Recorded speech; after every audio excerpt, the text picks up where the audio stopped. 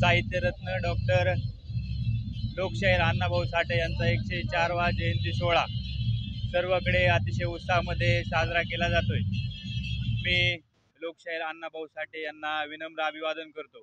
खरं तर दलित साहित्याचे संस्थापक, लेखक, कवी आणि आपल्या साहित्यामधून लोकांमध्ये जनजागृती करणारे तत्कालीन काळातील अण्णाभाऊ साठे यांनी संपूर्ण मानवजातीला आपल्या लेखणीमधून एक मार्गदर्शन करण्याचं काम केलं आणि आज मला वाटते त्यांचा विचार पुढे नेण्याचं काम या जयंती सोहळ्याच्या माध्यमातून सर्वजण करताय।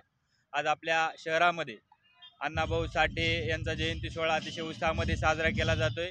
या निमित्ताने सर्वजण उपस्थित राहिले त्यांचे आभार मानतो आणि या ठिकाणी थांबतो।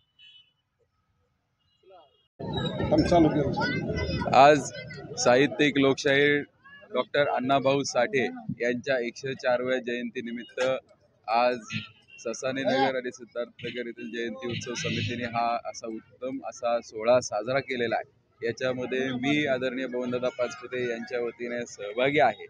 या निमित्ताने मी सर्वांनाच आमच्या पाचपुतेकर विभागाच्या वतीने आदरणीय बबनदादांच्या वतीने हार्दिक अशा शुभेच्छा देतो।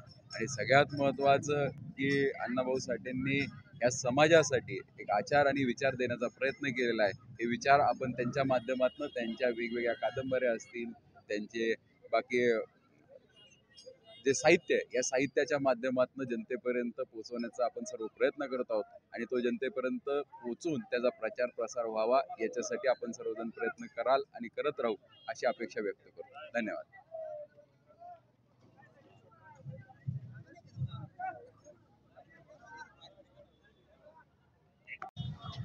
साहित्यरत्न लोकशाहीर डॉक्टर अण्णाभाऊ साठे यांच्या जयंतीच्या निमित्तानं आम संपूर्ण देशभर त्यांनी खऱ्या अर्थानं या देशाला विचार दिला, त्यांना संपूर्ण देश आज या ठिकाणी अभिवादन करत आहे।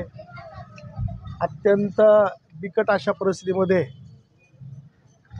कुटुंबाला जगणं अवघड होतं, अशा परिस्थितीमध्ये त्यांनी खेडेगावातून मुंबईसारख्या ठिकाणी स्थलांतर केलं आणि त्याही ठिकाणी शिक्षण घेण्यासाठी अनंत अडचणी असताना देखील आपल्याला शाळेमध्ये न जाता शिक्षण कसं घेता येईल अशा प्रकारचा प्रयत्न केला।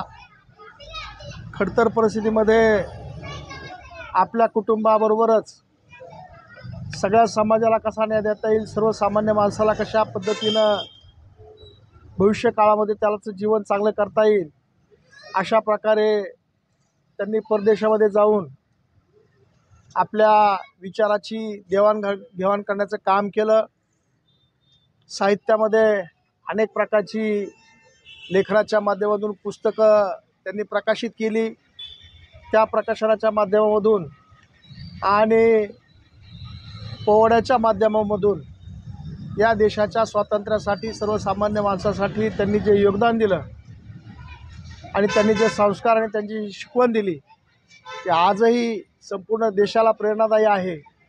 आणि म्हणून संपूर्ण समाज आणि संपूर्ण देश त्यांच्या विचाराला आणि त्यांच्या प्रेरणेला या ठिकाणी नतमस्तक होऊन अभिवादन करून भविष्य काळामध्ये सुद्धा त्यांच्या विचाराला आणि त्यांच्या प्रेरणेला आपण सर्वांनी प्राधान्य दिलं पाहिजे। खरं तर त्यांचं कार्य अत्यंत महान आहे। त्यांनासुद्धा या ठिकाणी भारतरत्न पुरस्कार हा मिळाला पाहिजे। त्यांनासुद्धा त्याच पद्धतीनं त्यांच्या देशासाठी जे त्यांनी योगदान दिलं त्या योगदानाच्या माध्यमातून उद्याच्या प्रयत्न केले पाहिजेत आणि म्हणून आज त्यांना आपल्या सर्वांच्या वतीनं या ठिकाणी विनम्र असं अभिवादन करतो आणि या ठिकाणी थांबतो। जय भीम।